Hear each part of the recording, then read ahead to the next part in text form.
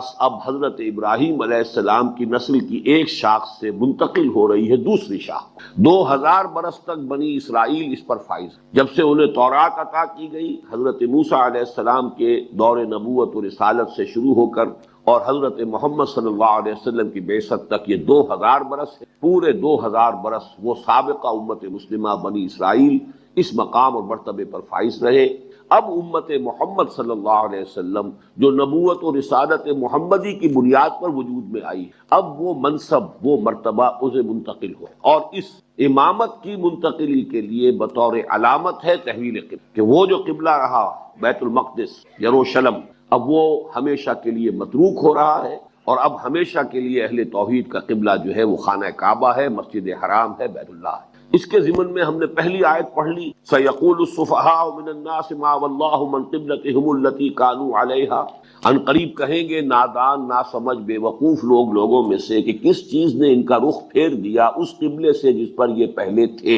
اس لیے کہ حضور نے ہجرت کے بعد 16 مہینے بیت المقدس کی طرف رخ کر کے نماز پڑھی۔ قُلْ لِلَّهِ الْمَشْرِقُ وَالْمَغْرِبُ، کہہ دیجئے مشرق و مغرب سب اللہ کے لیے ہے، یہدی من یشاء الی صراط مستقیم، وہ جس کو چاہتا ہے صراط مستقیم کی ہدایت نصیب فرماتا ہے۔ اس پر مجھے کچھ عرض نہیں کرنا ہے، اس پر ہم تفصیلاً گفتگو کر چکے۔ وَكَذَلِكَ جَعَلْنَاكُمْ أُمَّةً وَسَطًا لِتَكُونُوا شُهَدَاءَ عَلَى النَّاسِ وَيَكُونَ الرَّسُولُ عَلَيْكُمْ شَهِيدًا۔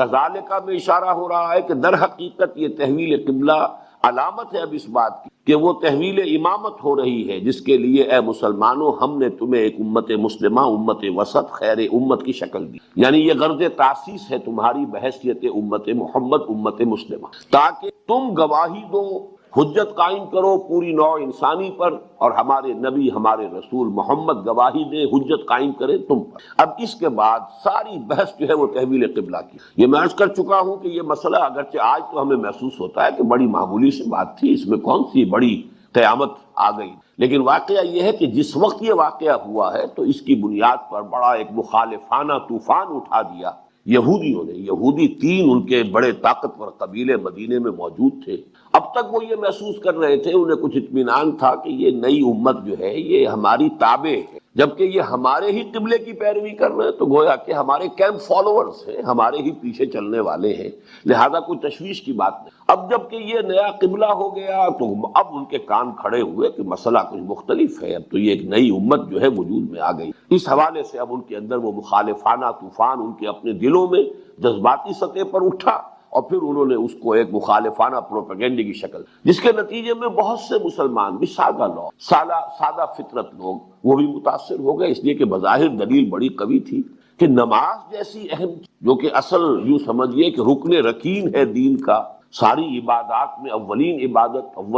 جس کو وہ کہا گیا ہے کہ روز محشر کے جان گداس بود اولی پرسش نماز بود، اور اس کا قبلہ بدل گیا۔ اب اگر 16 مہینے جو ہم نے نمازیں پڑھی ہیں وہ قبلہ غلط تھا تو ہماری نمازیں ضائع ہو گئی، اور خاص طور پر جو لوگ اسی دوران میں فوت ہو گئے، چلیے ہمیں تو پھر بھی موقع مل گیا کہ ہم تلافی کر لیں، قضا دے دیں ان 16 مہینوں کی نمازوں کا، لیکن جو فوت ہو گئے ان کا کیا ہوگا؟ ان کا تو ایمان ہی جاتا رہا، اس لیے کہ نماز ہی اگر نہ ہوئی ان کی تو معلوم ہوا کہ نماز تو جڑ ہے، بنیاد ہے دین کی، ایمان کی، تو وہ تو گویا کہ بڑے گھاٹے میں رہے۔ اور یہ دین کیا ہوا کہ جس کا قبلہ ہی معین نہیں، ابھی شمال کی طرف رخ تھا، اب جنوب کی طرف رخ کر لو۔ تو یہ اتنا بڑا طوفان تھا اس وقت کہ اس کی آپ اندازہ کر سکتے ہیں، ابھی جو تلاوت ہوئی ہے کتنی مرتبہ تکرار ہو رہی ہے۔ فَوَلِّ وَجْهَكَ شَطْرَ الْمَسْجِدِ الْحَرَامِ وَحَيْثُ مَا كُنتُمْ فَوَلُّوا وُجُوهَكُمْ شَطْرَهُ، پھر اس کے بعد فَوَلِّ وَجْهَكَ شَطْرَ الْمَسْجِدِ الْحَرَامِ، پھر اس کے بعد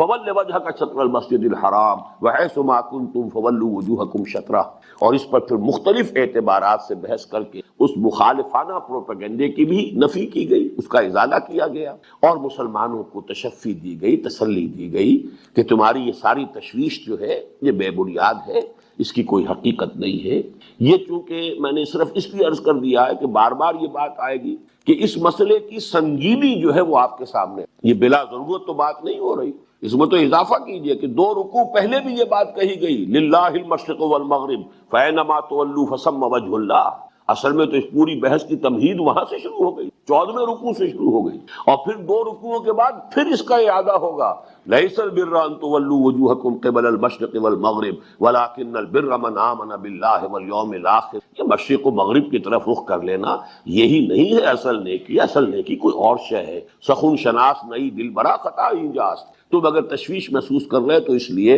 کہ حقیقت بر، نیکی کی اصل حقیقت ابھی تم پر منکشف نہیں ہوئی، تم نے ظواہر اور مظاہر کو اصل شے سمجھ لیا، حالانکہ ظواہر اور مظاہر اپنی جگہ ان کی اہمیت ہے، لیکن یہ کہ اصل اہمیت تو وہ روح بر و تقویٰ ہے کہ جو پوری شخصیت میں سرایت کر جاتی ہے، اور پھر وہ انسانی شخصیت کا یہ حیولہ سامنے آتا ہے جو اس آیت بر میں، جو آیت سورۃ بقرہ کی 177 نمبر کی آیت ہے، ہمارے منتخب نصاب کا دوسرا سبق اس پر مشتمل ہے، وہ پورا ایک انسانی کردار کا حیولہ آ جائے۔ تو میں اس کی تشبیہ دیا کرتا ہوں کہ جیسے آپ یوں کھڑے ہو جائیں، دونوں ہاتھ اپنے پھیلا لیں، آپ کا پورا جسم درمیان میں، تو یہ ہے در حقیقت وہ 2 رکوع، 17واں رکوع، 18واں رکوع جو ابھی میں نے تلاوت کیا، آپ نے سماعت فرمائے، یہ تو ہے اصل بحث، ان میں تو ہے ہی بحث پوری تحویل قبلہ کی، لیکن یوں ہاتھ کیجئے تو 2 رکوع پیچھے وہ پھر آیت موجود ہے کہ جہاں سے وہ بحث شروع ہوئی تھی، یعنی للہ المشرق والمغرب فینما تولوا فثم وجہ اللہ، ادھر کا آیت، اس کا ہاتھ وسیع کیا آپ نے، اس کو ایکسٹینڈ کیا، تو پھر 2 رکوعوں کے بعد پھر وہ آیت آ رہی ہے لیس البر ان تولوا وجوہکم قبل المشرق والمغرب۔ گویا کہ یہاں سے وہاں تک بحث چل رہی ہے تحویل قبلہ کی، اگرچہ جو اس کی اصل بحث ہے وہ ان 2 رکوع۔ اب آئیے بس اس سے زیادہ ہم آج اس تمہید پر وقت صرف نہیں کریں گے۔ فرمایا وما جعلنا القبلۃ التی کنت علیہا، اور ہم نے نہیں ٹھہرایا تھا اس قبلے کو جس پر کہ اے محمد صلی اللہ علیہ وسلم آپ تھے، یعنی یہ 16 ماہ جو آپ کا قبلہ رہا ہے وہ ہم نے نہیں ٹھہرایا، نہیں قرار دیا، نہیں بنایا، الا لنعلم، مگر اس لیے کہ ہم دیکھیں، من یتبع الرسول، کون ہے وہ لوگ کہ جو رسول کا اتباع کرتے ہیں ہر حال میں، رسول کی بات کی پیروی کرتے ہیں، رسول کا کہنا مانتے ہیں، ممن ینقلب علی عقبیہ، ان کو جدا کرنے، ممیز کرنے ان لوگوں سے کہ جو اپنی ایڑیوں کے بل لوٹ جائیں۔ یہاں اصل حکمت بیان ہو رہی ہے کہ یہ تحویل قبلہ کا مسئلہ 2 دفعہ جو چکر چلا، یہ کیوں چلا، اس کی حکمت کیا؟ اللہ تعالیٰ کا کوئی کام حکمت سے خالی نہیں ہے، فعل الحکیم لا یخلو عن الحکمہ، کسی حکیم اور دانا انسان کا بھی کوئی فعل جو ہے وہ حکمت سے خالی نہیں ہوتا، تو اللہ تعالیٰ کا اتنا بڑا فیصلہ یہ بغیر حکمت کے کیسے ہے؟ حکمت ہے، اس کو سمجھو۔ لیکن پہلے نوٹ کیجئے کہ وما جعلنا میں اس کو اللہ تعالیٰ اپنی طرف منسوب کر، حالانکہ پورے قرآن میں کوئی آیت ہمیں نہیں ملتی کہ جس میں حضور کو یہ حکم دیا گیا ہو کہ آپ خانہ کعبہ کی طرف رخ کرنے کی بجائے اب بیت المقدس کی طرف رخ کر کے نماز پڑھ، جبکہ اللہ تعالیٰ فرما رہے ہیں کہ یہ قبلہ جو تھا یہ ہم نے مقرر۔ اب اس کا مفہوم کیا؟ پہلا مفہوم، اور وہ اس اعتبار سے بہت اہم ہے کہ وحی خفی کے لیے یہ ایک بہت بڑی دلیل ہے قرآن مجید میں کہ حضور کو وحی صرف وحی جلی نہیں آتی تھی، وحی خفی بھی۔ قرآن مجید ریکارڈ ہے وحی جلی کا، وحی جلی یہ وحی مطلوع کہلاتی جس کی تلاوت کی، اور یہ وحی باللفظ، اس کا ایک ایک حرف جو ہے وہ اللہ کی طرف سے۔ ایک وحی خفی ہے کہ ایک مفہوم حضور صلی اللہ علیہ وسلم کے قلب مبارک پر اتار دیا جاتا تھا، اسے ہم القاء بھی کہتے ہیں، الہام بھی۔ یہ القاء اور الہام جو ہے عام انسانوں کو بھی ہو سکتا ہے، غیر نبی کو بھی ہو سکتا ہے، لیکن نبی کو جب القاء و الہام ہوتا ہے تو وہ بھی قطعی ہوتا ہے، وہ بھی اللہ تعالیٰ کے حکم کے درجے میں ہو۔ جیسے کہ آپ کو معلوم ہے حضرت ابراہیم کو حضرت اسماعیل کو ذبح کر دینے کا حکم خواب میں ملا، وہ وحی جلی نہیں تھی۔ انی ارا فی المنام انی اذبحک فانظر ماذا تری، نبی کا خواب بھی وحی ہے، لیکن یہ جو چاہے رؤیا صالحہ ہو، چاہے وہ کوئی الہام ہے، کوئی القاء ہے، نفس فی الروع ہے، یہ تمام چیزیں جو یہ وحی خفی کا ہے۔ تو معلوم ہوا کہ حضور کو اللہ تعالیٰ نے وحی خفی کے ذریعے سے یہ حکم دیا کہ آپ اب نماز کے لیے اپنا رخ یا وہ شلم کی طرف کیجئے، شمال کی طرف۔ ایک اس کی تعویل یہ، دوسری تعویل یہ بھی ہو سکتی ہے کہ یہ حضور صلی اللہ علیہ وسلم کا اپنا اجتہاد، لیکن جو اجتہاد نبوی جس کو اللہ تعالیٰ کی طرف سے تسلیم کر لیا جائے، اس کو ریکگنائز کر لیا جائے، ایکنالج کر لیا جائے، وہ بھی گویا کہ اللہ کی طرف سے۔ اس کو اصطلاح شریعت میں، بلکہ حدیث، فن حدیث کی اصطلاح میں تقریر کہا جاتا ہے۔ حدیث کہتے ہیں ہم جس کو خبر کہتے ہیں، وہ حضور صلی اللہ علیہ وسلم کا قول یا فعل یا تقریر ہے۔ کیا معنی؟ یا تو کوئی بات حضور نے فرمائی وہ حدیث ہے، یا کوئی کام حضور نے کیا وہ بھی حدیث ہے، یا کوئی کام حضور کے سامنے کیا گیا اور آپ نے اسے روکا نہیں، یہ بھی گویا کہ امپلائڈ ہے ریکگنیشن، اور امپلائڈ پرمیشن اس کے اندر ہو گئی کہ حضور کے سامنے ایک کام ہوا اور حضور نے اس تقریر کے معنی یہ ہے، یہاں پہ تقریر وہ نہیں ہے جو میں کر رہا ہوں، بلکہ تقریر برقرار رکھنا، کسی چیز کو اپنی جگہ پر قائم رکھنا۔ حضور نے کوئی کام، حضور کے سامنے کسی صحابی نے کوئی فعل کیا، کوئی کام کیا، اور حضور نے اس پر نکیر نہیں کی، روکا نہیں، تو گویا کہ وہ بھی شریعت کا جز بن گیا، یہ وہ دلیل بن گئی۔ اگر غلط ہوتی تو حضور روک دیتے۔ اسی طرح حضور کے اجتہاد پر اگر اللہ کی طرف سے روک ٹوک نہ آئے، آپ کو منع نہ کیا جائے، تو اجتہاد محمدی صلی اللہ علیہ وسلم کو اگر اللہ تعالیٰ برقرار رکھتا ہے تو یہ اللہ کی تقریر ہے، اور یہ گویا کہ یہ بھی اللہ کی طرف سے اسے ریکگنیشن مل گئی، اللہ کی طرف اس کی نسبت صحیح۔ ایک دوسری تعویل یہ، اب یہ کہ یہ اجتہاد کیوں تھا، کس بنیاد پر تھا؟ اگر تو یہ وحی خفی تھی، اللہ کا حکم تھا براہ راست، تب تو یہ سوال اٹھتے ہی نہیں۔ وہ تو اللہ کی حکمت ہے، اللہ خود جانتا ہے، اللہ جو چاہتا ہے حکم دیتا، یحکم ما یرید، جو حکم چاہتا دیتا، اگرچہ ہمارا اجمالی یقین ہے کہ وہ حکمت پر مبنی ہے۔ لیکن اجتہاد اگر حضور کا تھا جسے کہ اللہ تعالیٰ نے برقرار رکھا، اور تقریر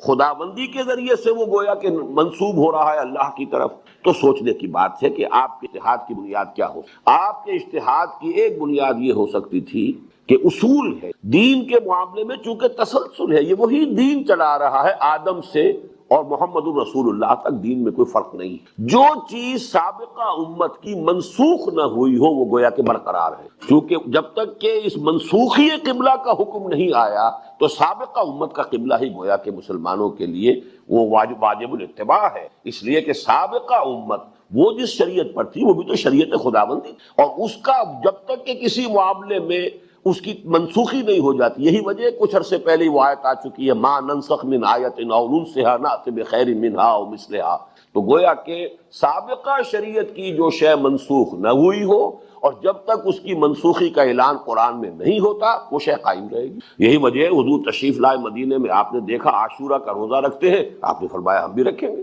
اس لیے کہ سابقہ امت کا تعامل ہے، سابقہ امت کی چیز ہے، جب تک کہ اس کے بارے میں کوئی نیا حکم قرآن میں نہیں آتا وہ ہم پر بھی لاگو ہے۔ اور اسی کے حوالے سے نوٹ کر لیجئے، بہت اہم مسئلہ ہے رجم کا۔ رجم جو شریعت محمدی میں ہے صلی اللہ علیہ وسلم، اصل میں وہ تسلسل ہے شریعت موسوی کا۔ تورات کا حکم ہے کہ جس کو حضور نے پھر قائم رکھا ہے اور اپنے عمل کے ذریعے سے برقرار کیا رکھا ہے، حالانکہ اس کے لیے قرآن مجید میں کوئی آیت نازل نہیں ہوئی، لیکن قرآن مجید میں اس کی تنسیخ کا نہ آنا دلیل قطعی ہے کہ وہ رجم جو ہے برقرار رہے گا، اس لیے کہ سابقہ امت میں شادی شدہ زانی اور زانیہ کی سزا رجم ہے۔ تو اس اصول کو اچھی طرح جان لیجئے کہ حضور کا یہ اجتہاد اس اصول پر مبنی ہو سکتا ہے کہ سابقہ امت کا جو تسلسل ہے اسی کو برقرار رکھا جائے گا جب تک کہ وہ منسوخ۔ اس میں ایک اور بات بھی ہو سکتی ہے ضمنی، کہ حضور نے مصلحت کو بھی دیکھا، اور وہ مصلحت یہ کہ فوری طور پر ابھی جو بہت سے مسائل ہیں قریش کو کنفرنٹ کرنا ہے۔ آپ کی دعوت جو ہے اور انقلابی جد و جہد جس نئے مرحلے میں داخل ہوئی تھی تو اس میں اصل ٹارگٹ تو قریش تھی، لبریشن آف مکہ، کیونکہ حرم جو ہے اور وہ مرکز توحید مشرکین کے تسلط میں ہے۔ تو اس وقت جس حد تک بھی ممکن ہو سکے دوسرا فرنٹ نہ کھولا جائے، یہودیوں کے ساتھ ابھی کنفرنٹیشن کا آغاز نہ کیا جائے، تو ایک مصلحت بھی آیا یہ حضور کے اپنے اجتہاد کی بنیاد تھی یا نہیں، لیکن یہ مصلحت فی الواقع تو حاصل ہوئی، اس لیے کہ آپ کو جسے آپ کہتے ہیں کہ بریدنگ سپیس مل گئی، آپ کو وہ وقت مل گیا کہ جس وقت کے دوران میں آپ نے کنسولیڈیشن جو ہے مکہ مدینے کے اندر اپنی حیثیت کو پوری طرح مستحکم کر لیا، مسلمانوں میں مواخات کرا دی، یہ مہاجرین اور انصار کے درمیان محبت کا رشتہ اور بھائی چارے کا رشتہ قائم فرما دیا، پھر یہ کہ آپ نے اسی عرصے کے دوران وہ 8 جو ہے مہمات بھیجی ہیں، یہ سب کے سب اسی عرصے میں ہو رہا ہے۔ اگر وہ گھر پر بھی فرنٹ کھل چکا ہوتا، اگر اوپن اور ڈائریکٹ ہاسٹیلٹی یہود کی طرف سے بھی شروع ہو جاتی، تو آپ یکسو ہو کر اقدام، جسے ہم نے کہا منہج انقلاب نبوی میں کہ اقدام کا جو مرحلہ شروع ہوا ہے ہجرت کے بعد، حضور اس طرح یکسو ہو کر اپنے اس اقدام کے مرحلے پر اپنی توجہات کو مرکوز نہ کر سکے۔ یہ مصلحت بالفعل تو ظاہر ہوئی۔ یہ دوسری بات ہے جو میں عرض کر رہا ہوں کہ آیا حضور کے پیش نظر بھی یہ تھی یا نہیں، یہ ہم یقین سے نہیں کہہ سکتے، اور آیا یہ حضور کا اجتہاد اس بنیاد پر تھا یا نہیں، یہ ہم یقین سے نہیں کہہ سکتے، بلکہ جیسا کہ میں نے عرض کیا یہ چیز بھی قطعی نہیں ہے کہ یہ حضور کے اجتہاد ہی پر مبنی بات تھی، بلکہ ہو سکتا ہے کہ یہ وما جعلنا القبلۃ التي كنت عليها یہ وحی خفی بنیاد پر ہو، اللہ تعالیٰ کی طرف سے وحی خفی کے ذریعے سے حضور کو یہ حکم دیا۔ بہرحال اب آئیے اگلی بات کی طرف کہ اس کی حکمت کیا تھی۔ إِلَّا لِنَعْلَمَ مَن يَتَّبِعُ الرَّسُولَ مِمَّن يَنقَلِبُ عَلَىٰ عَقِبَيْهِ، لنعلم کا ترجمہ میں نے کیا تاکہ ہم دیکھ لیں، تاکہ بات واضح ہو جائے، تاکہ کھل جائے، اس لیے کہ یہ اہل سنت کا جو عقیدہ ہے کہ اللہ تعالیٰ کو بدع نہیں ہوتا، یہ بدع کا لفظ استعمال کرتے ہیں اہل تشیع اور معتزلہ، ان کا عقیدہ یہ ہے کہ اللہ کو بدع بھی ہوتا ہے۔ کیا معنی؟ کسی شے کے وقوع میں آنے کے بعد علم ہونا۔ ہمارا عقیدہ یہ ہے کہ اللہ کو ہر شے ازل سے معلوم، اس کا ازل مکمل، اس کا علم مکمل ہے ازل سے، کوئی شے بھی کسی شے کے وقوع کے بعد اس کے علم میں نہیں آتی، وہ پہلے سے جانتا ہے۔ لیکن یہ چونکہ بات جو ہے وہ جو عقلیت پرست لوگ ہیں یا عقلیت گزیدہ لوگ ہیں، جو ریشنلزم کے متوالے ہیں، پھر ان کے لیے یہ چیز جو ہے قابل قبول نہیں ہے، آسانی سے ہضم نہیں ہو سکتی، پیلیٹیبل نہیں ہے، تو وہ کہتے ہیں نہیں ایسا بھی ہو، اور وہ ان کے لیے دلیل یہی ہے لنعلم، تاکہ ہم جانیں، تاکہ ہم دیکھیں، ہم ترجمہ کرتے ہیں تاکہ ہم دیکھیں، واضح کر دیں، اگرچہ لفظی ترجمہ وہی ہے، تاکہ ہم جانیں، لنعلم من یتبع الرسول، ہم جان لیں کہ کون اتباع کرتا ہے رسول کی اور کون اپنی ایڑیوں کے بل لوٹ جائے۔ لیکن یہ کہ اہل سنت کا جو ترجمہ ہے وہ میں اس سے پہلے بھی ہمارے سورہ عنکبوت میں بھی یہ آتا ہے، وَلَيَعْلَمَنَّ اللَّهُ الَّذِينَ آمَنُوا وَلَيَعْلَمَنَّ الْمُنَافِقِينَ، اللہ تو جان کر رہے گا اہل ایمان کو اور اللہ جان کر رہے گا منافقین کو، وَلَيَعْلَمَنَّ اللَّهُ الَّذِينَ صَدَقُوا وَلَيَعْلَمَنَّ الْكَاذِبِينَ، اللہ جان کر رہے گا جھوٹوں کو بھی اور اللہ جان کر رہے گا سچوں کو بھی۔ تو گویا کہ اللہ کو پہلے سے معلوم نہیں، یہ ترجمہ ہم نہیں کرتے، ہم اس کی ترجمانی کرتے ہیں کہ اللہ تعالیٰ ظاہر کر دے، دودھ کا دودھ پانی کا پانی جدا کر دے، لِيُحِقَّ الْحَقَّ وَيُبْطِلَ الْبَاطِلَ، باطل کا باطل ہونا ثابت ہو جائے، حق کا حق ہونا ثابت، حجت قائم ہو۔ تو یہ یہاں پر بھی ترجمہ کیجئے إِلَّا لِنَعْلَمَ، مگر ہماری حکمت یہ تھی کہ ہم ظاہر کر دیں، کھول دیں، لوگوں پر عیاں کر دیں، مَن يَتَّبِعُ الرَّسُولَ مِمَّن يَنقَلِبُ عَلَىٰ عَقِبَیْهِ، جدا جدا کر دیں ان لوگوں کو کہ جو رسول کا اتباع کرنے والے ہیں اور ان لوگوں کو کہ جو اپنی ایڑیوں کے بل لوٹ جائیں۔ کیا بات؟ اب یہ دیکھیے اس کا 2 مرتبہ اطلاق ہوا ہے، چونکہ ظاہر بات ہے کہ جو مکے کے مسلمان تھے، مہاجرین جنہیں اب ہم کہیں گے جو آ گئے ہیں مدینے، یا ابھی کچھ لوگ تھے جنہوں نے ہجرت نہیں کی تھی، ضعفاء بھی تھے، کمزور لوگ بھی تھے، جب تک حضور صلی اللہ علیہ وسلم مکے میں مقیم رہے، اس کی روایات کافی کہ آپ جب نماز پڑھتے تھے مکے میں تو استقبال قبلتین کر، یعنی ایسے کھڑے ہوتے تھے کہ بیک وقت خانہ کعبہ بھی سامنے اور یروشلم بھی سامنے، اور یہ فزیکلی پاسبل تھا، اس لیے کہ مکے کے شمال میں ہی ہے مدینہ اور اسی لائن میں سیدھا یروشلم بھی، تو اگر آپ خانہ کعبہ کے جنوبی سمت میں کھڑے ہو جائیں، یعنی یہ کہ وہ جو رکنین کہلاتے ہیں، 2 رکن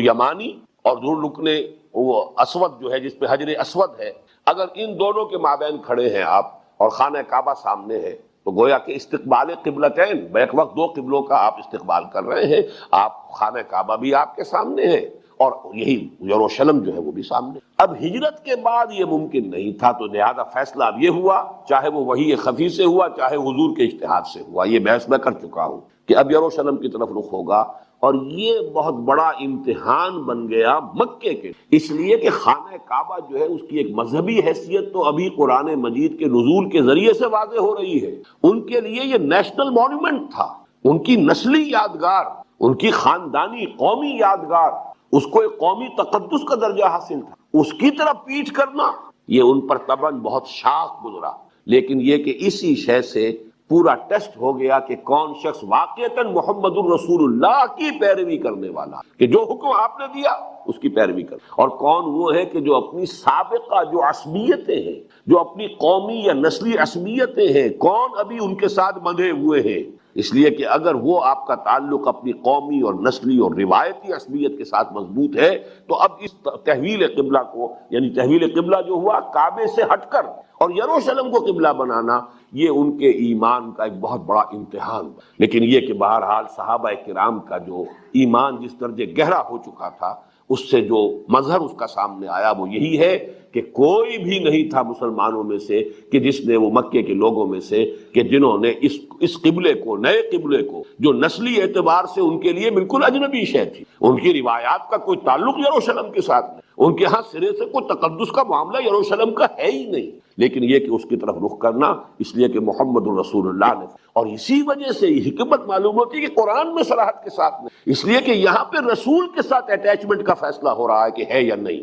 ممن یتبع الرسول ممن ینقلب علی عقبیہ، تاکہ ہم واضح کر دیں کہ کون رسول کا اتباع کرنے، اس لیے کہ اصل جو ہے، جو اقبال نے کہا ہے، شعر بہت عمدہ شعر ہے، بمصطفیٰ برساں خویش را کے دی ہماؤس، اگر بہو نہ رسیدی تمام بولا۔ دین تو اصل میں نام ہے محمد الرسول اللہ کے اتباع، پیروی محمد کی۔ آخر قرآن کی بھی ہم پیروی کرتے ہیں تو حضور کے بتانے سے ہمیں معلوم ہوا کہ یہ اللہ کا کلام ہے۔ ہمیں کیا معلوم اللہ کا کلام؟ در حقیقت ہمارے لیے تو وہ بھی اطاعت ہے رسول کی، وَمَن يُطِعِ الرَّسُولَ فَقَدْ أَطَاعَ اللَّهَ، جس نے رسول کی اطاعت کی اس نے اللہ کی اطاعت، اس لیے کہ در حقیقت رسول اللہ کے احکام بھی ہمیں رسول کے ذریعے سے مل رہے ہیں۔ تو جس چیز کو پختہ کرنا مقصود ہے وہ رسول کی اطاعت اور رسول کا اتباع، اس میں اللہ کی اطاعت تو گویا کہ امپلائڈ ہے۔ البتہ جو اصل اطاعت تھی اس وقت، جو لوگوں کے لیے امتحان بنتا تھا، وہ تو اس شخص معین کی اطاعت تھی، محمد ابن عبداللہ، اس کی اطاعت، اور یہ شاخ گزرتی تھی۔ یہ ہم پڑھ چکے ہیں بہت مرتبہ کہ منافقین پر سب سے زیادہ شاخ گزرنے والی یہی بات،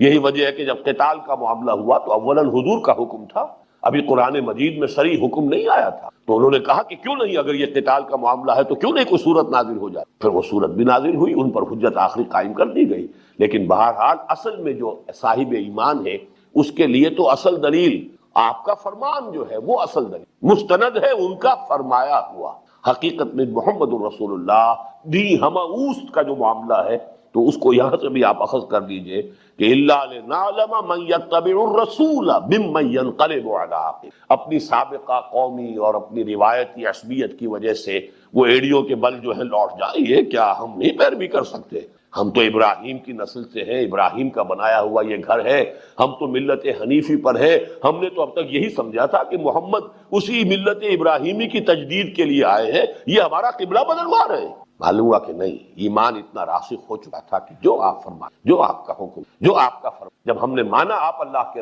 وما ينطق عن الهوى ان هو الا وحی یوحى، تو اس کا لازمی نتیجہ یہ ہے کہ ہم آپ کے ہر قول کو، آپ کے ہر فرمان پر لبیک کہیں۔ یہ ایمان کا اصل ٹیسٹ، الا لنعلم من يتبع الرسول ممن ينقلب علی۔ اب جب تحویل ہو رہی ہے تو دوسرا مرتبہ امتحان ہو گیا۔ اب امتحان ہو گیا، فرض کیجئے کوئی یہودی اسلام لے آیا، ایمان لے آیا، فرض کیجئے عبداللہ ابن سلام اس وقت تک ایمان لا چکے ہو، مجھے تحقیق نہیں ہے کہ وہ کس مرحلے پر ایمان لائے، لیکن اگر کوئی یہود میں سے تھے کہ جو ایمان لے آئے تھے، ان کے لیے اب امتحان بن گیا کہ اب وہ یروشلم کی طرف پیٹھ کریں، گویا کہ ان کی بھی وہ روایت کا جو معاملہ ہے، ان کی بھی جو عصبیت قومی تھی، اس کے اوپر ضرب لگ رہی ہے کہ اب رخ کرو اس خانہ کعبہ کی طرف جو تاحال تو بتکدہ ہے، 360 بت رکھے ہوئے اس کے اندر، اب تک تو وہ مرکز ہے شرک کا، بت پرستی کا، اس کی جو فیکچول پوزیشن ہے وہ تو یہ ہے، لیکن فرمان محمدی ہے صلی اللہ علیہ وسلم، اور اس کا حکم تو خاص طور پہ اللہ کی طرف سے بھی آ گیا، تو یہ گویا کہ دو طرفہ امتحان بن گیا۔ یہ امتحان لینا اللہ فرما رہے ہیں، یہ حکمت تھی کہ ہم نے کچھ عرصے کے لیے وہ قبلہ درمیانی عرصے کے لیے معین کیا، اور اب اس کی ہم تحویل وَمَا جَعَلْنَا الْقِبْلَةَ الَّتِي كُنْتَ عَلَيْهَا إِلَّا لِنَعْلَمَ مَن يَتَّبِعُ الرَّسُولَ مِمَّن يَنقَلِبُ عَلَىٰ عَقِبَيْهِ وَإِن كَانَتْ لَكَبِيرَةً، اور یہ ان یہاں پر انا کے معنی، اور یقیناً یہ بہت بڑی بات تھی، بہت بڑا امتحان۔ یہ اصل میں بالکل اسی طرح کی بات ہے کہ جب حضرت ابراہیم علیہ السلام نے جب پیشانی کے بل لٹا لیا ہے حضرت اسماعیل علیہ السلام کو، تو جو اللہ تعالیٰ کی طرف سے پھر بات آئی، بس ابراہیم بس واقع ان ھذا لہو البلاء المبین، یعنی ممتحن کی طرف سے شاباش کا اب اس سے زوردار انداز نہیں ہو سکتا کہ وہی واقعتاً امتحان بڑا کڑا تھا، اے ابراہیم شاباش ہے تمہیں کہ تم اس کڑے امتحان کے اندر بھی پورے اترے۔ ان ھذا لہو البلاء یعنی یہ کہ ممتحن جو ہے اسے بس کرنی پڑی ہے، جس کا امتحان لیا جا رہا تھا وہ تو اس نے تو اپنے اکلوتے بیٹے کی گردن کے اوپر چھری۔ حکم کی فرما برداری تو پھر اس کا نام ہے۔ اذ قال له ربه اسلم قال اسلمت لرب فلما اسلم وتله للجبین، بالکل وہ بات یہاں کہی جا رہی ہے، یہ امتحان معمولی نہیں تھا۔ وَإِن كَانَتْ لَكَبِيرَةٌ، یقیناً یہ ایک بڑی بہت بڑی بات تھی، الا علی الذین ھدی اللہ، سوائے ان کے کہ جنہوں اللہ نے ہدایت دے۔ یہاں یہ ہدایت کا لفظ آیا اس معنی میں جو سورۃ تغابن میں وَمَن يُؤْمِن بِاللَّهِ يَهْدِ قَلْبَهُ، جو حقیقتاً ایمان رکھتا ہے اللہ پر، اللہ اس کے دل کو ہدایت دے۔ ہدایت کس بات کی؟ تسلیم و رضا کی، سر تسلیم، خم ہے یار میں آئے، جو حکم ہے حاضر، یہ ہے ہدایت۔ تو الا ان کانت لکبیرۃ الا علی الذین ھدی اللہ وما کان اللہ لیضیع ایمانکم، اور اے مسلمانوں اس تشویش میں مبتلا نہ ہو جاؤ کہ جو فوت ہو گئے ان کے ایمان ضائع ہو گئے، یا تمہاری 16 مہینہ کی نمازیں ضائع ہو گئی، نہیں، وہ بھی حکم رسول کا تھا، نمازیں ادھر پڑھی وہ نمازیں بھی، پوری ہیں، ان میں کوئی نقص نہیں ہے۔ اور یہ بھی حکم اب رسول کا اور اللہ کا تمہارے سامنے آ رہا ہے، اب یہ نماز پڑھو گے تو چونکہ یہی اب حکم ہے، یہ نمازیں بھی صحیح ہیں اور درست ہے، کسی کی کوئی نماز ضائع نہیں۔ اور نماز کی عظمت کے اعتبار سے نماز کے لیے لفظ ایمان، کیونکہ تشویش یہی ہو گئی تھی کہ ہمارا تو ایمان ضائع ہو گیا، خاص طور پر جو فوت ہو گئے اس عرصے کے دوران۔ چلیے جیسا کہ میں نے عرض کیا، ہمارے لیے تو امکان ہے 16 مہینے کی نمازوں کی بھی قضا دے لیں گے، لیکن یہ کہ جو مر گئے ان کا کیا ہوگا؟ وَمَا كَانَ اللَّهُ لِيُضِيعَ إِيمَانَكُمْ، اللہ کی یہ شان نہیں ہے کہ وہ تمہارے ایمانوں کو ضائع کر دے۔ ان اللہ بالناس لرؤوف الرحیم، یہ بالکل اسی طرح کا انداز ہے جس سورہ مائدہ میں آیت نازل ہوئی ہے، جب شراب کی حرمت کا آخری حکم آیا تو لوگوں کو تشویش ہوئی، اگر ایسی بری شے تھی، حرام مطلق تھی، نجس شے تھی، تو ہم تو کسی کو 60 برس ہو گئے پیتے ہوئے، کسی کو 50 برس ہو گئے پیتے ہوئے، تو انہیں یہ احساس ہوا کہ ہمارے تو وجود کے ہر سیل کے اندر شراب داخل ہوئی ہوئی ہے، یہ نجاست جو ہے اس سے ہم کیسے پاک ہوں گے؟ تو اس تشویش کے ازالے کے لیے وہ آیت نہ کہ کوئی نہیں، لیس علی الذین آمنوا وعملوا الصالحات جناح فیما طعموا، اب تک جو کچھ کھا پی چکے اس میں کوئی جناح نہیں، کوئی ان کے اوپر گناہ نہیں، کوئی ان پر الزام نہیں، جب تک کہ حرمت کا آخری حکم نہیں آیا تھا تم شرابیں پیتے رہے، کوئی حرج کی بات نہیں۔ لیس علی الذین آمنوا وعملوا الصالحات جناح فیما طعموا اذا ما اتقوا وآمنوا وعملوا الصالحات ثم اتقوا وآمنوا ثم اتقوا واحسنوا واللہ یحب المحسنین، جبکہ وہ مسلسل ایمان کی طرف بڑھتے گئے، جس وقت جو حکم آیا، جو مرحلہ آیا، بصر و چشم حاضر رہے، تو اب یہ جب تک کہ اس حرمت کا حکم آخری نہیں آیا تھا، جو تم نے کھایا پیا ہے، خنزیر کی حرمت کا بھی جب تک حکم نہ آیا ہو، اگر خنزیر بھی کھایا پیا ہے تو اس سے وہ کوئی تمہارے وجود کا جزو لازم نہیں بن گیا، اس لیے کہ وہ اس وقت تک جب تک کہ حرمت کا حکم نہ آیا ہو اس وقت تک وہ حرام ہے ہی نہیں، لہذا کوئی تشویش جو ہے، یہ چنتا جو تمہیں ہو رہی ہے، اس کی کوئی ضرورت نہیں، اس تشویش کو دور کر دو۔ وہی انداز یہ ہے، وَمَا كَانَ اللَّهُ لِيُضِيعَ إِيمَانَكُمْ إِنَّ اللَّهَ بِالنَّاسِ لَرَءُوفٌ رَحِيمٌ، اللہ تو انسانوں کے حق میں رؤوف ہے، رحیم ہے۔ وہ کیسے؟ ایسا معاملہ اس سے کیسے تم توقع کرتے ہو، اندیشہ رکھتے ہو کہ وہ ایسے خلوص کے ساتھ پڑھی ہوئی نمازیں ضائع کر دے گا؟ قَدْ نَرَىٰ تَقَلُّبَ وَجْهِكَ فِي السَّمَاءِ، یہاں کننا کا لفظ محذوف ہے، قد کننا نرا، یہاں قد آیا ہے صرف تاکید کے لیے، اصل میں کننا نرا، ہم دیکھتے رہے تھے، یہ در حقیقت ماضی استمراری کے لیے، قد کننا نرا، ہم یقیناً دیکھتے رہے تھے اے نبی، تقلب وجهك فی السماء، آپ کے چہرے کا بار بار آسمان کی طرف ہو، ایک حالت منتظرہ کہتا رہی تھی حضور پر صلی اللہ علیہ وسلم، کب یہ حکم آئے، یہ حالت منتظرہ، یہ آپ کا بار بار وحی کے انتظار میں، یہ آپ کی نگاہوں کا آسمان کی طرف اٹھنا، پہلے تو یہ دیکھیے کہ حضور کے ساتھ خطاب کا کیا انداز ہے، شفقت اور محبت اور عنایت اور التفات جسے کہتے ہیں، قد نرا تقلب وجهك فی السماء، ہم دیکھتے رہے یقیناً اے نبی، اے محمد، آپ کے چہرے کا بار بار آسمان کی، فَلَنُوَلِّيَنَّكَ قِبْلَةً تَرْضَاهَا، تو ہم لازماً تحویل کر دیں گے، پھیر دیں گے اس قبلے کی طرف جو آپ کو پسند ہے، فَوَلِّ وَجْهَكَ شَطْرَ الْمَسْجِدِ الْحَرَامِ، تو لو اب پھیر دو اپنے رخ کو مسجد حرام کے اوپر، اس کی جانب، وَمِنْ حَيْثُ وَحَيْثُ مَا كُنْتُمْ فَوَلُّوا وُجُوهَكُمْ شَطْرَهُ، پہلے چونکہ صیغہ واحد میں حضور سے خطاب تھا، اب یہاں امت مسلمہ کو جمع کسے میں، اور جہاں کہیں بھی اے مسلمانوں تم ہو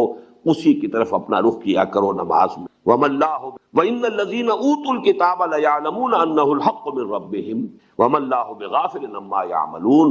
اور جن لوگوں کو کتاب دی گئی تھی وہ خوب جانتے ہیں کہ یہ حق ہے ان کے رب کی طرف سے، اور اللہ غافل نہیں ہے اس سے جو کچھ وہ کر رہے ہیں۔ اب یہاں بھی جو ایک مسئلہ ہے وہ یہ کہ حضور کیوں منتظر، بار بار کیوں آپ کی نگاہ اٹھے؟ اس کی تعویلات یہ ہو سکتی ہیں کہ ایک تو بل بنائے طبع، حضور کو بھی جو کعبے کے ساتھ محبت تھی، جب ہجرت کے لیے روانگی کے وقت جو ہے آپ لپٹے ہیں کعبے کے ساتھ، آپ نے فرمایا اے کعبہ مجھے تجھ سے بڑی محبت ہے، لیکن کیا کروں، یہاں کے لوگ مجھے رہنے نہیں، تو آپ پر شاخ گزر رہی تھی یہ کعبے کی مفارقت، تو اب یہ کہ وہ آپ کی محبت طبعی محبت، یہ طبعی محبت نسلی بھی ہو سکتی ہے، آخر طبع انسانی ہے، اگر ایک آپ کے شیر خوار بچے کا عالم نزع جو تھا اس کے اندر آپ کی آنکھوں سے آنسو آ گئے، تو یہ کوئی منافی نہیں ہے، یہ طبع بشری ہے، یہ ایک فطرت انسانی ہے، تو خود اس کے ساتھ وہ ایک محبت، پھر یہ محبت اس علم کی بنیاد پر بھی کہ آپ کو معلوم ہے، یہ ہو سکتا ہے کہ پورا کا پورا معاملہ جیسا کہ ہم جو ہے جانتے ہیں کہ انبیاء کے علم کا معاملہ جو ہے وہ ہمارے محدود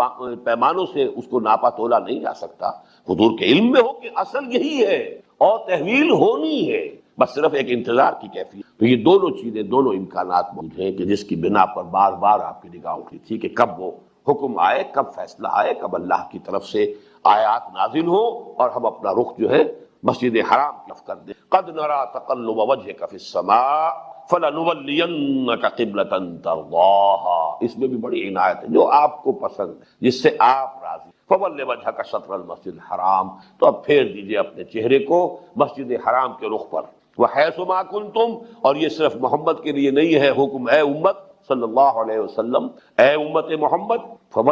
حیث ما کنتم فولوا وجوہکم شطرہ. اب یہ مستقل ہے ابد الآباد کے لیے، جہاں کہیں بھی تم ہو، مشرق میں ہو، مغرب میں ہو، شمال میں ہو، جنوب میں ہو،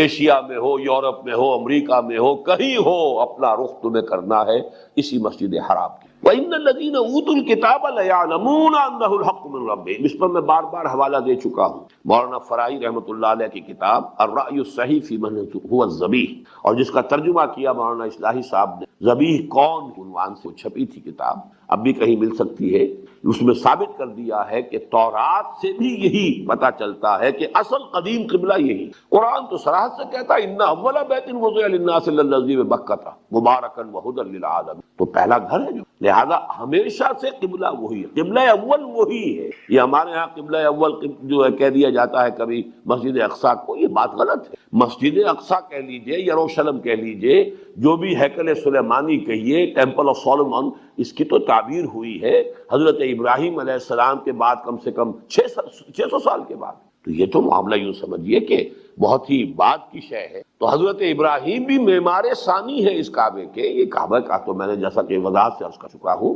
حضرت آدم اور حضرت شیس وہ باپ بیٹا در حقیقت اس کے اصل معمار اول ہے. حضرت ابراہیم اور حضرت اسماعیل یہ باپ بیٹا اس کے معمار ثانی ہے. تو یہ کہ اہل کتاب اس سے واقف ہے، ان کے علماء جانتے تھے. وہ جب وہ اپنا جو وہ صحرا کے اندر جب صحرا نوردی کر رہے تھے صحرائے تیہ میں، تب بھی اپنا خیمہ جو عبادت گاہ قربان گاہ کا خیمہ ایسے لگاتے تھے کہ اس کا رخ جو ہے وہ جنوب کی طرف ہوتا تھا، خانہ کعبہ کی طرف ہوتا. اور حضرت موسیٰ کے تذکرے میں قرآن مجید سے جو ہمیں ثبوت ملتا ہے وَجَعَلُوا بُيُوتَكُمْ قِبْلَةً، اپنے گھر ہی قبلہ رخ بنا لو. تو مسجدیں تو نہیں بنا سکتے، آل فرعون جو ہے وہ تمہارے لیے رکاوٹ بنیں گے، رکاوٹ ڈالیں گے. اپنے گھر ہی قبلہ رخ بناؤ، لیکن بہرحال نماز قائم رکھو، چاہے گھروں کے اندر. جیسے حضور بہت عرصے تک مکے میں وہ دار ارقم کے اندر نماز ادا کرتے رہے باجماعت مسلمانوں کے ساتھ، خانہ کعبہ میں آ کے نماز ادا کر کے نہیں تھا. بہرحال اس کو ذہن میں رکھیے کہ یہ لوگ خوب جانتے ہیں کہ یہ حق ہے، انہ الحق من ربہم وما اللہ بغافل عما یعملون. یعنی یہ جو مخالفانہ پروپیگنڈا کر رہے ہیں، جو طوفان انہوں نے اٹھا دیا ہے، اللہ کو خوب معلوم ہے. وہ بھی جانتے ہیں کہ اصل جو حقیقت یہی ہے، اصل قبلہ یہی ہے، قدیم قبلہ یہی ہے. یہ تو عارضی تھا ایک قبلہ کے جو بنا تھا یروشلم کا، لیکن یہ کہ یہ اب اگر وہ اس کی مخالفت کر رہے ہیں، جانتے بوجھتے کر رہے ہیں، تو اللہ تعالیٰ ان کی ان تمام حرکتوں سے ناواقف. وَلَئِنْ أَتَيْتَ الَّذِينَ أُوتُوا الْكِتَابَ بِكُلِّ آیَةٍ مَا تَبِعُوا قِبْلَتَكَ. اور اے نبی، چاہے آپ تمام دلائل پیش کر دیں ان اہل کتاب کو جن کو کتاب دی، تمام نشانیاں پیش کر دیں، یہ آپ کے قبلے کی پیروی کرنے والے نہیں. یہ ہم پہلے بھی پڑھ چکے ہیں، آیت آ چکی ہے لن ترضى عنك اليهود ولا النصارى حتى تتبع ملتهم. اے نبی، آپ کتنی ہی پیمپرنگ فرما لیں، کتنی ہی ان کے ساتھ جو ہے وہ مدارات کا رویہ اختیار کر لیں، یہ کبھی راضی نہیں ہوں گے یہ یہود اور نصارہ آپ سے، جب تک کہ آپ ان کی ملت کی پیروی نہیں، ان کے تابع نہیں ہوں گے. نہیں مان. وہی بات یہ وَلَئِنْ أَتَيْتَ الَّذِينَ أُوتُوا الْكِتَابَ بِكُلِّ آیَةٍ مَا تَبِعُوا قِبْلَتَكَ وَمَا أَنْتَ بِتَابِعٍ قِبْلَتَهُمْ. اور نہ ہی آپ ہیں پیروی کرنے والے ان کے قبلے. کیوں؟ اس لیے کہ یہ حق آپ کے اوپر اللہ تعالیٰ کی طرف سے منکشف ہو چکا، اللہ کا حکم آ چکا، اب آپ اس کی پیروی کرنا آپ کے لیے کوئی امکان نہیں. وَمَا بَعْضُهُمْ بِتَابِعٍ قِبْلَةَ بَعْضٍ. اور نہ وہ ایک دوسرے کے، ان میں سے بعض پیروی کرنے والے ہیں بعض کے قبلے کی. اس کی وضاحت میں پہلے کر چکا ہوں کہ اگرچہ یروشلم شہر کی حیثیت سے اور ہیکل سلیمانی اس عمارت کی حیثیت سے یہود اور نصارہ دونوں کے لیے متبرک تھا، لیکن یہ ہے کہ اس کے بھی شرقی اور غربی کونے کے اندر ان کے قبلے کا اختلاف تھا. کیونکہ حضرت مریم نے جو اعتکاف کیا تھا مکاناً شرقیہ، اور وہاں پر جو ہے ان کا جو معاملہ ہوا ہے فرشتے کے ساتھ جو سورہ مریم کے اندر جس کا تذکرہ موجود ہے، لہذا عیسائی وہ شرقی گوشے کو اپنا قبلہ مانتے ہیکل کے، اور یہودی غربی کو جو اس کا گوشہ ہے اسے اپنا قبلہ مانتے. اب ظاہر بات ہے کہ دوسرے شہروں سے تو اس میں فرق نظر نہیں آئے گا، لیکن جب عین وہ ہیکل میں ہوں گے تب تو زمین و آسمان کا فرق ہو جائے گا نا. یہ جو معاملہ ہے کہ ہم خانہ کعبہ میں جب پہنچے ہوتے ہیں مسجد حرام میں، تو سب کا رخ جو ہے وہ اسی بیت اللہ کی سرکل ہے، ایک سرکل ہے، پھر دوسرا سرکل ہے، پھر تیسرا سرکل ہے جو، لیکن وہاں تو یہ نہیں ہوگا، یہودیوں کا رخ ہوگا غربی گوشے کی طرف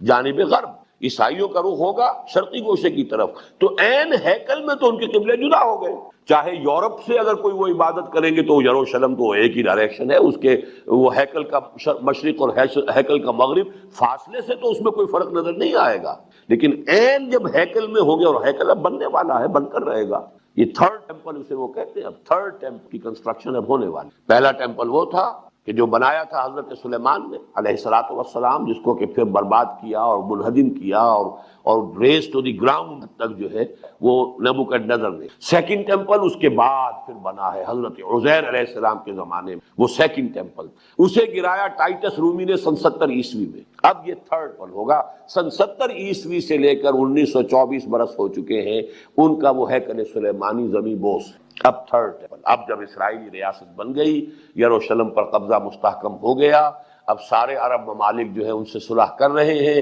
اب انہیں کوئی رکاوٹ نہیں، وہ اب یروشلم کے اندر مسجد اقصیٰ وہ کسی بہانے سے گرا دیں، کوئی آرٹیفیشل زلزلہ لے آئیں گے، کوئی جنونی تھے انہوں نے آگ لگا دی، ہم کیا کریں؟ ایک جنونی تھا جس نے کہ مسجد خلیل میں گھس کر کتنے افراد کو جو ہے ہلاک کر دیا، شہید کر دیا، ایسے کوئی جنونی آ گیا تھا، ایک مرتبہ پہلے آگ لگا دی، کوئی فینیٹکس ہے، فنڈامنٹلسٹ ہے، وہ انہوں نے یہ کام کر دیا، گرا دیا، کوئی دھماکہ کر دیا۔ بہرحال یہ بہانہ تراشنا کوئی مشکل کام نہیں ہے، وہ کام اب انہیں کرنا ہے، اور جہاں تک مجھے اندازہ ہے میکسیمم 2-2.5 سال کا وقفہ ہے، اس کے بعد یہ بالفعل کام ہونا ہے۔ تھرڈ ٹیمپل از بلڈ، لیکن اس ٹیمپل میں جب جائیں گے یہودی اور عیسائی، اب ان کا اتحاد ہے اس وقت، وہاں ان کے قبلے کا فرق ہو جائے گا، اگرچہ فاصلے سے ان کا قبلہ ایک ہی ہے، یروشلم ایک ہی شہر ہے اور ٹیمپل آف سولومن جو ہے وہ ایک ہی عمارت ہوگی۔ وَلَئِنِ اتَّبَعْتَ أَهْوَاءَهُم مِّن بَعْدِ مَا جَاءَكَ مِنَ الْعِلْمِ إِنَّكَ إِذًا لَّمِنَ الظَّالِمِينَ، اور اے نبی اگر آپ نے ان کی خواہشات کی پیروی کی اس کے بعد کہ آپ کے پاس یہ العلم آ گیا ہے، ہمارا حکم آ گیا ہے،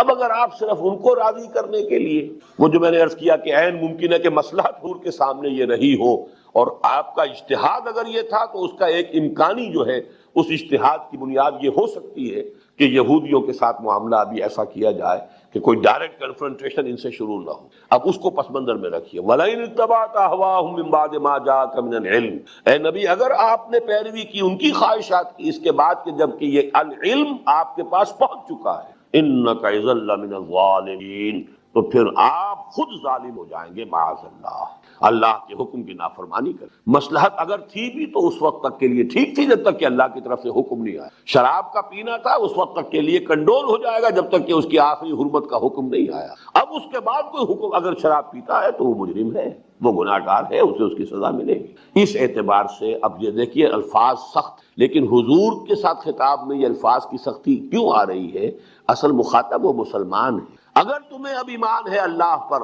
اور اگر تمہارا یقین ہے کہ محمد اللہ کے رسول ہے اور یہ قرآن اللہ کی طرف سے نازل ہو رہا ہے، تو اب اگر اس کے باوجود وہ تمہاری خواہشات کی پیروی کریں گے تو وہ تو گویا کہ خود اللہ کے نافرمانوں میں شامل ہوئے، اِنَّكَ إِذًا لَّمِنَ الظَّالِمِينَ، اب ان کے لیے یہ قتل ممکن۔ اب وہ بات جو ہے زیادہ کلیئر ورڈز میں آ رہی ہے کہ ان کو خوب معلوم ہے کہ یہی قبلہ حق ہے، الَّذِينَ آتَيْنَاهُمُ الْكِتَابَ يَعْرِفُونَهُ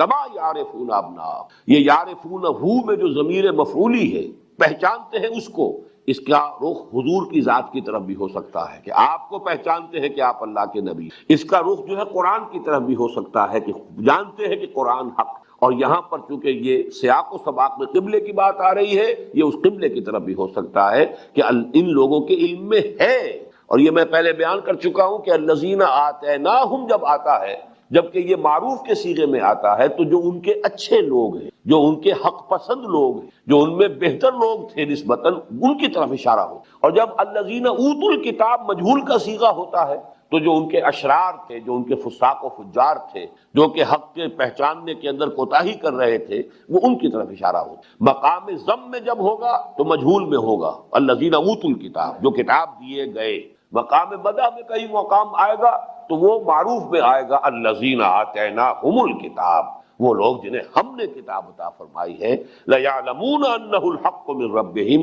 لام یہاں پر تاکید کے لیے ہے، خوب پہچانتے ہیں، يَعْرِفُونَهُ كَمَا يَعْرِفُونَ أَبْنَاءَهُمْ، ایسے پہچانتے ہیں اس کو جیسے کہ اپنے بیٹوں کو پہچانتے ہیں، وَإِنَّ فَرِيقًا مِّنْهُمْ لَيَكْتُمُونَ الْحَقَّ وَهُمْ يَعْلَمُونَ، لیکن ان میں سے بھی ایک گروہ ہے ایسا کہ جو جانتے بوجھتے حق کو چھپا رہا ہے۔ الحق من ربک فلا تکونن من الممترین، لیکن اب یہ حق آ گیا ہے اے مسلمانوں یا اے نبی آپ کے رب کی، تو ہرگز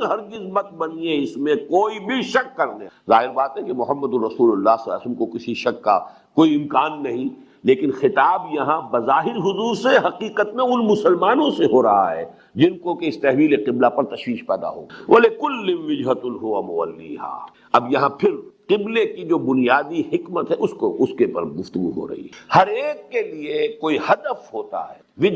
وجہ چہرہ جدھر کیا جائے، جدھر رخ اختیار کیا جائے، ہوا مولیہا، وہ اسی کی پیروی کرنے والا ہے، اسی کا اتباع کرنے والا ہے۔ گویا کہ یہ کہ ہر امت کے لیے ایک مرکز، جیسے کہ اب یہ یہود کے لیے یروشلم ہے، یہ اے مسلمانوں قبلہ اہل توحید ہے وہ یہ خانہ کعبہ ہے، لیکن یہاں سے بات کا رخ بڑے مانوی انداز کے اندر جو مانوی حقیقت ہے اس کی طرف پھیرا جا رہا ہے۔ فاستبقوا الخیرات، یعنی جیسے کہ کہیں دوڑ لگتی ہے تو کوئی نشان مقرر کر لیا جاتا ہے کہ وہاں تک پہنچنا ہے، جو پہلے جا کر ہاتھ لگا دے گا وہ جیت گیا۔ تو استباق کہتے ہیں دوڑنا ایک دوسرے سے آگے، سبقہ آگے، استباق باب افتعال ہو گیا اور اس میں مقابلہ۔ تو مسلمانوں تم دوڑ لگاؤ نیکیوں کی طرف، نیکی جو ہے وہ تمہارا ہدف بن جائے، تم ایک دوسرے سے آگے نکلو، ایک دوسرے سے آگے نکلنے کی کوشش کرو، لیکن تمہارا یہ مقابلہ، تمہاری یہ مسابقت جو ہے وہ دنیا کے لیے نہ ہو، مال و دولت کے لیے نہ ہو، یہ وہ مانوی حقیقت کی طرف کہ تمہارا رخ مانند تو ہونا چاہیے خیرات، حسنات، نیکیوں کی طرف۔ باقی یہ کہ ایک مادی اور ظاہری بھی قبلہ ہوتا ہے وہ اب تمہارے لیے طے ہو چکا، اور الوحی الہی نے اس کے لیے فیصلہ کر دیا ہمیشہ کے لیے، وہ خانہ کعبہ۔ البتہ تمہارا مانوی قبلہ وہ تو نیکیاں، بھلائیاں، حسنات، تقوی، بر، یہ ہے جو در حقیقت تمہارا اصل قبلہ ہے، جس کی طرف کہ تمہیں دوڑ لگانی ہے، جس کی طرف بڑھنے میں ایک دوسرے سے مسابقت کرو اور مقابلہ کرو۔ اینما تکونوا یأتی بکم اللہ جميعا، اور پھر جہاں کہیں بھی تم ہوگے اللہ تعالیٰ تم سب کو لے آئے گا، جمع کر دے۔ وہ یوم الحشر جو ہے وہ آ کر، ذالک یوم التغابن، وہ جو ہار اور جیت کے فیصلے کا دن ہے، کون جیتا کون ہارا، کون پیچھے رہ گیا، کون آگے نکل گیا، کون متقدم ہوا اور کون متاخر ہوا، یہ سب چیزیں جو ہیں اس وقت طے ہو جائیں گی، تمہیں جمع کر دے گا۔ ان اللہ علی کل شیء قدیر، یقیناً اللہ تعالی ہر چیز پر قادر۔ اب پھر دیکھیے اس معاملے کی اہمیت میں بیان کر چکا ہوں، کس تکرار کے ساتھ اب اس بات کو جو ہے بیان کیا جا رہا ہے۔ وَمِنْ حَيْثُ خَرَجْتَ فَوَلِّ وَجْهَكَ شَطْرَ الْمَسْجِدِ الْحَرَامِ، جہاں سے بھی نکلو، یعنی یہ جو قبلہ ہے یہ سفر اور حضر دونوں کا ہے، کہیں سفر میں ہو تو بھی یہی ہے، مِنْ حَيْثُ خَرَجْتَ فَوَلِّ وَجْهَكَ شَطْرَ الْمَسْجِدِ الْحَرَامِ، جہاں کہیں بھی ہو۔ بہرحال اسی لیے یہ ہمارے ہاں فقہی طور پر لازم ہے، آپ کہیں بھی ہو نماز شروع کرتے ہوئے پوری اپنی حد تک کوشش کرنی چاہیے کہ قبلے کی طرف آپ کا رخ۔ البتہ دوران سفر آپ ریل گاڑی میں ہیں، فرض کیجئے نماز پڑھ رہے ہیں، پہلے آپ کا رخ ہونا چاہیے قبلے کی طرف، لیکن دوران سفر ریل گاڑی کا رخ بدل گیا تو کوئی پرواہ نہیں۔ ہوائی جہاز میں اگر نماز پڑھ رہے ہیں تو اس وقت اپنی امکانی حد تک پتہ کیجئے اس وقت میں کہاں ہوں، اور جغرافیے کے حوالے سے آپ ایک قبلے کا رخ معین کر سکتے ہیں۔ تو اس وقت ابتدا میں تو بہرحال اس کا رخ جو ہے قبلے کی طرف ہوگا، اس کے بعد یہ کہ ڈائریکشن چینج ہو جائے تو کوئی بات نہیں۔ اس حوالے سے سفر کے اندر بھی اس قبلے کو اسی طریقے سے اس کی پابندی کر۔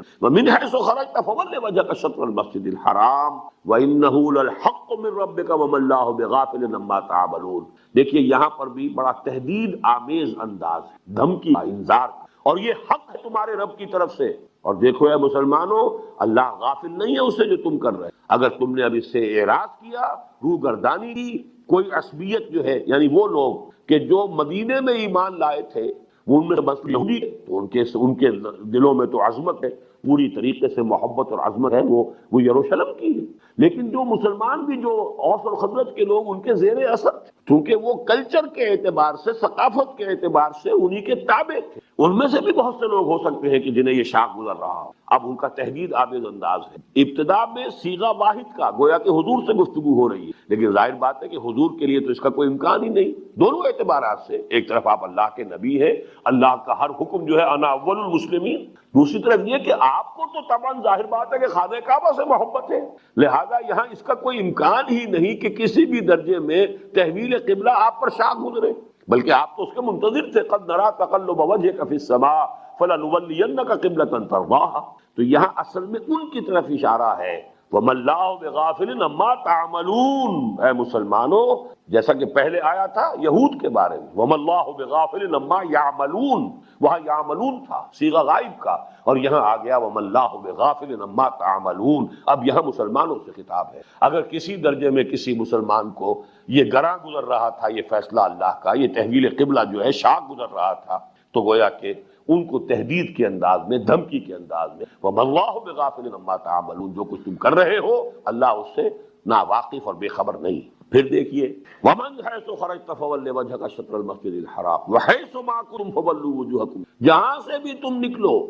پھیر دو اپنے رخ کو مسجد حرام کی۔ اب فرض کیجئے آپ سفر تو کر رہے ہیں، جا رہے ہیں شمال کی طرف، نماز پڑھنی ہے تو جنوب کی طرف رخ کرنا پڑے۔ اب فرض کیجئے کہ ایک شخص جو ہے مکے سے جا رہا ہے اور وہ جا رہا ہے جدے کی طرف، تو جدہ تو مغرب میں ہے، نماز پڑھتے ہوئے واپس پھر جو ہے ان کے وہاں سے مشرق میں ہے خانہ کعبہ مکہ مکرمہ، رخ ادھر کرنا پڑے۔ وَمِنْ حَيْثُ خَرَجْتَ فَوَلِّ وَجْهَكَ شَطْرَ الْمَسْجِدِ الْحَرَامِ وَحَيْثُ مَا كُنتُمْ، پھر جمع کا صیغہ فَوَلُّوا وُجُوهَكُمْ شَطْرَهُ، جہاں کہیں بھی تم ہو پھیر دو اپنے چہروں کو اسی کی جانب۔ لِأَلَّا يَكُونَ لِلنَّاسِ عَلَيْكُمْ حُجَّةٌ إِلَّا الَّذِينَ ظَلَمُوا، اس حصے کو سمجھنے میں کافی دقت ہوئی ہے بہت سے حضرات کو، اور مجھے بھی یہ بمشکل سمجھ میں آئے، لیکن الحمدللہ کہ اب مجھے اس پر پورا انشراح ہے کہ اس قبلے کے تحویل پر حجت کیسے قائم ہو سکتی تھی مسلمانوں کی؟ کدھر سے حجت قائم؟ حجت کا اگر تحویل نہ کرتے، لِأَلَّا يَكُونَ لِلنَّاسِ عَلَيْكُمْ حُجَّةٌ، اس تحویل قبلہ سے در حقیقت اللہ نے تمہیں ایک الزام سے بچا لیا ہے۔ یہ الزام کدھر سے آ سکتا؟ ظاہر بات ہے کہ تورات کے علماء تو موجود تھے، تورات کے علماء تو یہ جانتے تھے کہ اصل قبلہ وہی ہے۔ اگر محمد الرسول اللہ صلی اللہ علیہ وسلم اسے اختیار نہ کرتے، اللہ نے وہی قبلہ مسلمانوں کے لیے مقرر نہ کیا ہوتا، تو یہ الزام ہوتا مسلمانوں کے اوپر کہ تم نے کسی مصلحت کی وجہ سے، یا یہ کہ صرف اپنی کسی اسٹریٹجی کو سامنے رکھتے ہوئے تم نے اصل جو حق ہے اس کو چھپایا اور اصل حق کی پیروی نہیں کی، بلکہ لوگوں کی جو بھی سینسٹیوٹیز ہیں ان کو اتنی اہمیت دی کہ تم نے حق سے اعراض کیا۔ میں اس کی ایک مثال آپ کو دیتا ہوں۔ ہمارے ملک میں اہل حدیث مسلک جو ہے یہ یوں سمجھیے کہ بہت بعد میں آیا ہے، دیر میں آیا ہے۔ یہاں تو شروع سے تو اسلام کا ایک ہی ورژن تھا اور وہ حنفیت، لیکن یہ کہ جب یہ اہل حدیث مسلک بھی، حدیث کے علم کا جب چرچا پھیلا ہے، پھر مسلک اہل حدیث بھی آیا، تو ایک شخصیت ہے سید نذیر حسین محدث دہلوی، جن کو یہ اہل حدیث حضرات کہتے ہیں شیخ القل۔ وہ یہاں پر اصل اس مسلک اہل حدیث سمجھیے کہ آغاز کرنے والے، پھیلانے والے، پرچار کرنے والے، بڑی زبردست علمی شخصیت،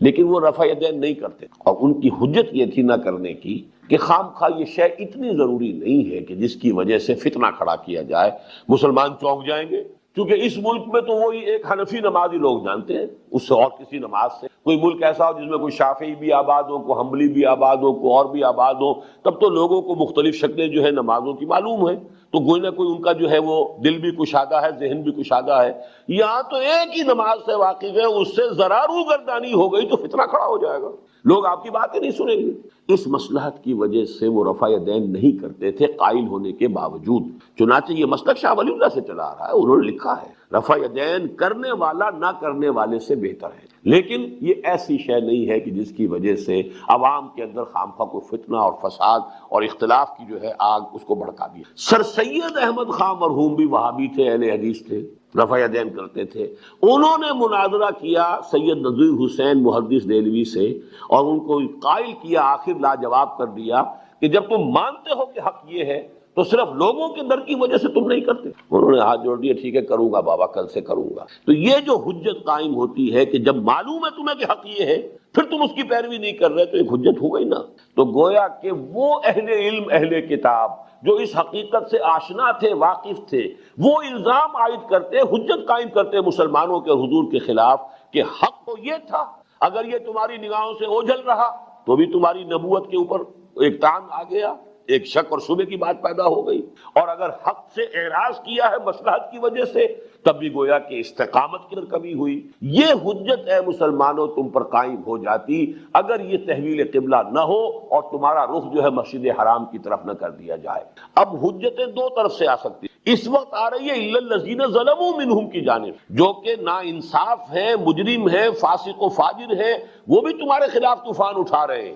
کہ یہ کیسا دین ہوا کہ جس کا کہ قبلہ ہی معین نہیں۔ 16 مہینے یہ شمال کی طرف رخ کر کے نماز پڑھتے رہے، اب ان کا جو ہے پتہ چلا انہیں کہ قبلہ یہ ہے، ادھر رخ کیا ہے۔ تو یہ بھی ایک حجت ہے، لیکن یہ حجت قائم کرنے والے فاسق اور فاجر اور ظالم لوگ ہیں، اور اگر یہ تحویل قبلہ نہ ہوتی تو ان کے اہل حق جو ہیں ان کی طرف سے، جو حقائق سے باخبر ہے، ان کی طرف سے حجت قائم ہوتی۔ کیسے ہوئے یہ آخری نبی اور آخری رسول، اور ان پر بھی یہ بات منکشف نہیں ہوئی، اور انہوں نے بھی اصل حقیقت کی طرف جو ہے وہ لوگوں کو جو ہے وہ متوجہ نہیں کیا۔ یہ گویا کہ طعن ہوتا تم پر، تمہارے خلاف اور نبوت محمدی کے خلاف ان لوگوں کا کہ جو حقیقت سے آگاہ ہے۔ لے اللہ، یہ ہم نے حکم اس لیے دیا، قبلے کی یہ تحویل اس لیے کر دی، لے اللہ یکون للناس علیکم حجت، تاکہ لوگوں کو تمہارے خلاف کوئی حجت باقی نہ رہے، تم پر اعتراض کرنے کے لیے کوئی بنیاد ان کے پاس باقی نہ رہے۔ الا الذین ظلموا منہم، ہاں رہ گئے دوسرے لوگ جو ظالم ہیں، فاسق ہیں، فاجر ہیں، اور وہ بے پرکی اڑانے والے ہیں، جن کا کوئی اعتماد نہیں، جن کی کوئی ثقافت نہیں، جن کا کوئی جو ہے معاشرے کے اندر بھی ظاہر بات ہے کہ لوگ جانتے ہیں کہ کون کیا ہے، ان کی بات کی پرواہ نہ کرو، ان باتوں کو تو نظر انداز۔ تو اب وہ جو ظالم ہیں کہ لوگ فاسق اور فاجر ہیں، ان سے مسلمانوں تم بالکل نہ گھبراؤ، مت ڈرو، بخشونی، خشیت اختیار کرو، میرے خوف ہونا چاہیے میری پکڑ کا، میرے محاسبے۔ وَلِأُتِمَّ نِعْمَتِي عَلَيْكُمْ، اور یہ در حقیقت تحویل قبلہ اب اس اتمام نعمت کے لیے ہے جو تم پر ہو۔ تمہیں اب یہ یہاں گویا کہ جو ابتدا میں مضمون آیا تھا کہ یہ تحویل قبلہ علامت ہے تحویل امامت کی، جس منصب امامت پر نسل ابراہیمی کی وہ شاخ فائز رہی ہے 2000 برس تک، در حقیقت تحویل قبلہ اس بات کی علامت ہے کہ اب اس منصب پر تم فائز کیے جا رہے ہو، تمہارا یہ جو مرکز ہے روحانی اور دینی وہ اب اہل توحید کا ہمیشہ کے لیے اب یہ ہے کہ جو مرکز ہوگا اور قبلہ رہے گا۔ اور یہ در حقیقت وَلِأُتِمَّ نِعْمَتِي عَلَيْكُمْ، تاکہ میں اپنی نعمت کا تم پر اتمام، نعمت ہدایت کا اتمام، نور ہدایت جو ہے تم پر کاملتاً اتار دیا جائے، شریعت کی تکمیل ہو جائے، دین کی تکمیل ہو جائے۔ یوں نوٹ کیجئے کہ وہ آیت کے جو پھر نازل ہوئی ہے تقریباً 8 سال بعد، کہ جو سورہ مائدہ میں اليوم اکملت لکم دینکم واتممت علیکم ورضیت لکم اسلام دینا، آج میں نے تم پر اپنے دین کی تکمیل کر دی، اپنی نعمت کا اتمام فرما دیا، اب تمہارے لیے ہمیشہ ہمیش کے لیے اسلام دین کی حیثیت سے پسند کر لیا، ایکنالج کیا، ریکگنائز کیا، رضیت لکم الاسلام دین۔ تو یہ اتمام نعمت کے لیے در حقیقت، اور جس منصب پر تم فائز کیے جا رہے ہو ہمیشہ کے لیے، شہادت علی الناس کا وہ فریضہ جو در حقیقت محمد رسول اللہ کا ہے صلی اللہ علیہ وسلم، اس لیے کہ تمام انسانوں کی طرف نبی اور رسول بنا کر بھیجے گئے ہیں محمد صلی اللہ علیہ وسلم، لیکن ہماری حکمت یہ ہوئی کہ انہوں نے حجت قائم کر دی تم پر، دین کی تبلیغ کا حق ادا کر دیا تم پر، اپنے قول سے بھی، اپنے عمل سے بھی، اور نہ صرف انفرادی بلکہ اجتماعی سطح پر بھی دین کو قائم کر کے اس کا ایک نمونہ جو ہے دکھا دیا۔ اب یہی کام تمہیں کرنا ہے ہمیشہ ہمیش کے لیے، قیامت تک کے لیے، پوری نوع انسانی کے ضمن میں۔ وَلِأُتِمَّ نِعْمَتِي عَلَيْكُمْ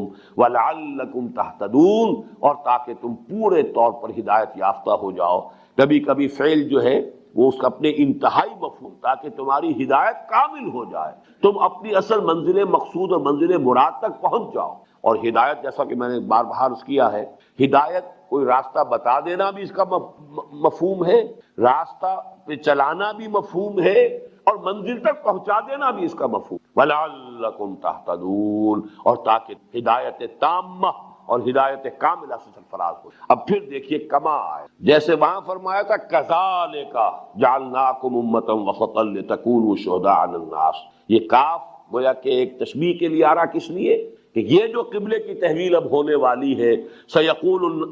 السُّفَهَاءُ مِنَ النَّاسِ مَا وَلَّاهُمْ عَنْ قِبْلَتِهِمُ الَّتِي كَانُوا عَلَيْهَا قُلْ لِلَّهِ الْمَشْرِقُ وَالْمَغْرِبُ يَهْدِي مَن يَشَاءُ إِلَىٰ صِرَاطٍ مُسْتَقِيمٍ وَكَذَٰلِكَ جَعَلْنَاكُمْ، اس کے ساتھ جوڑ ملائیے كَمَا أَرْسَلْنَا فِيكُمْ، جیسے کہ ہم نے بھیج دیا ہے تم میں، رسولاً من، ایک رسول صلی اللہ علیہ وسلم تم ہی میں، یتلو علیکم آیاتنا۔ اب یہ در حقیقت جوڑ ملا لیجیے۔ یہ چونکہ میں نے 4 رکوعوں کو مضمون کے اعتبار سے ایک وحدت قرار دیا، تحویلی 4 رکوع۔ پہلا اس کا رکوع 15واں ہے جس میں وہ دعا آئی ہے حضرت ابراہیم حضرت اسماعیل علیہ السلام، ربنا وابعث فیہم رسولا منہم یتلو علیہم آیاتک ویعلمہم الکتاب والحکمۃ ویزکیہم۔ پروردگار ہماری جو نسل یہاں آباد ہو رہی، پروردگار اس میں اپنا ایک رسول مبعوث کی جو ہو انہی میں سے، اجنبیت کا کوئی پردہ حائل نہ ہو، انہی میں سے، اور وہ انہیں تیری آیات سنائے اور انہیں کتاب اور حکمت کی تعلیم دے اور انہیں ان کا تزکیہ کرے۔ اب اس دعا کا یہ ظہور ہو گیا کہ در حقیقت بعثت محمدی صلی اللہ علیہ وسلم دعائے ابراہیم و اسماعیل جو ہے اس کی منظوری اور اس کا جو ہے اس کا ظہور عالم واقعہ میں ہو رہا ہے۔ کما ارسلنا فیکم رسولا منکم، جیسے کہ ہم نے بھیج دیا ایک رسول تم ہی میں سے، یتلو علیکم آیاتنا، تمہیں پڑھ کر سناتا ہے ہماری آیات، ویزکیکم، اور تمہارا تزکیہ۔ ویسے تو یہ بات کئی مرتبہ جو ہے بیان میں آ چکی ہے، لیکن یہاں پھر چونکہ اب یہ مقام ہے نوٹ کر، اس دعا کے الفاظ میں جو ترتیب ہے اور یہ اجابت دعا کے لیے جو آیت آئی ہے اس میں جو ترتیب ہے اس میں تھوڑا سا فرق ہے۔ وہاں تزکیہ آخری شے، یہاں تزکیہ نمبر 2 ہے اور آخری شے تعلیم حکمت ہے۔ یہ آپ دیکھ رہے ہوں گے ہماری آج کل یہاں ایک خصوصی تنظیم اسلامی کی تربیت گاہ ہو رہی ہے، تعلیم حکمت، مسائل حکمت، یہ مسائل تصوف، یہ تیرا بیان غالب، تجھے ہم ولی سمجھتے جو نہ بادہ خار ہوتا۔ تو یہ نوٹ کیجئے کہ یہ تصوف اور فلسفہ جو اصل میں فکر انسانی اور ذہن انسانی کی جو بلند ترین منزلیں ہیں وہ در حقیقت ان سطحوں پر زیر بحث آتی، وہ مسائل حکمت آج ہم خاص طور پر ان دنوں میں ان کے بارے میں کچھ گفتگو کر رہے ہیں۔ تو اصل نوٹ یہ کیجئے کہ 3 جگہ قرآن مجید میں جب یہ مضمون آیا ہے اللہ تعالیٰ کی طرف سے، تو تینوں جگہ پر حکمت آخر میں، جیسا کہ یہاں ہے